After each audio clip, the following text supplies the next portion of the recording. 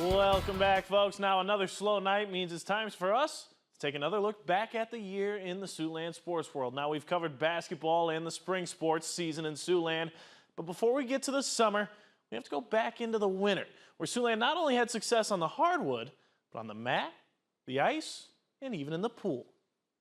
As it would be in that pool, where the Sioux City Spartans would qualify as a team for the Iowa High School State Swim Meet, wherein Iowa City Jaden Lovelace would show out for the Spartans, claiming a state record and 2 gold medals in the water.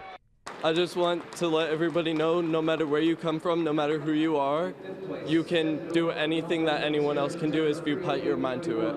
To the mats, where in Iowa, Siouxland would have 7 wrestlers make their way to state championship matches. West Sioux's Jesse Lewis would cruise to a major decision in his finals match to win the 126-pound title, and Logan Magnolia 144-pounder Corbin Reese would reach the top of the podium in a 4-2 decision. But Jarrett Rose of Sheldon South O'Brien would finally get a state championship at 190 pounds with his dad in his corner after coming up short his first 3 trips to the state tournament.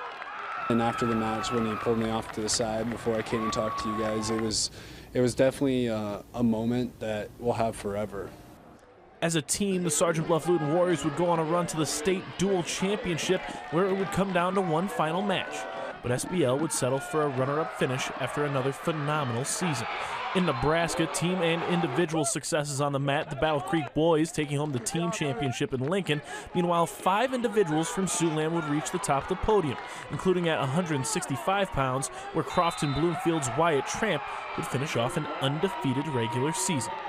Just wild. If you would have told little freshman me, who was 4-8 before Christmas, I'd be a state champ, I'd never believe you.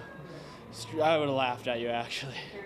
31 Siouxlanders would make the state tournament in South Dakota, but just 1 would make it to a championship. That would be Viborg Hurley Irene Wakanda's Gia Miller, who would catch her opponent in the second period and pick up a pin to reach the top of the podium.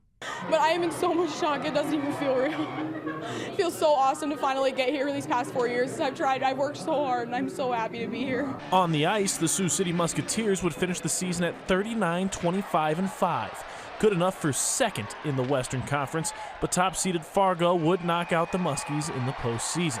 The Sioux City Metros, they would go on a run all the way to the national championship, topping the East Islip Chiefs 5-2 to bring the club's second USA Hockey National title back to Sioux City. You know, I know the accomplishments. It was a major accomplishment. It puts you in a fraternity with, you know, a select few. So I myself, I was pretty composed.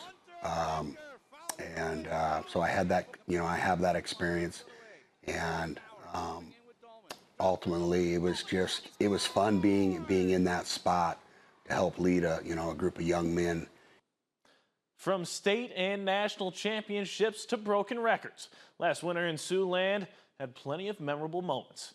Keep an eye out for our next SportsFource Year in Review, where we talk about the summer sports season in Siouxland.